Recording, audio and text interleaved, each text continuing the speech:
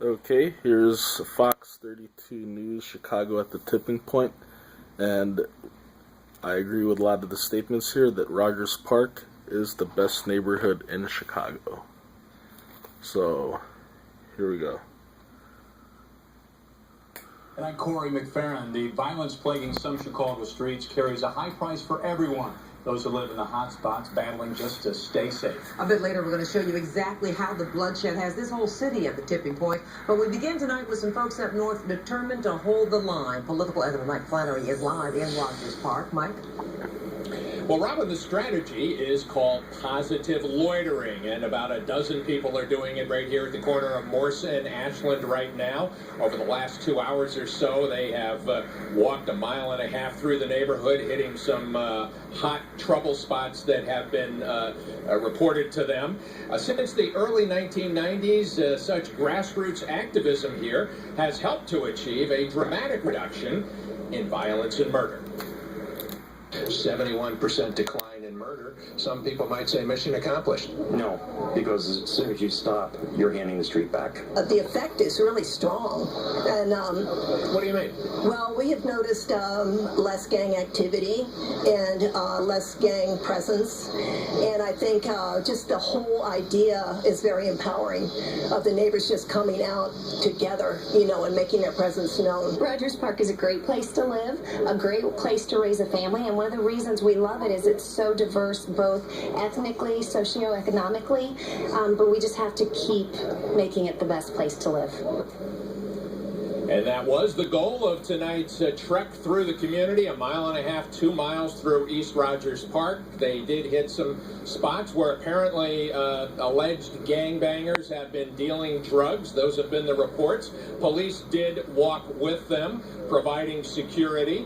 The goal is to make even more progress. In the early 1990s. Robin and Corey, it was not uncommon to have 21 or more murders here in the 24th Police District, but this year so far, just 4. It is the biggest and most dramatic reduction in murder in any of Chicago's police districts. Robin?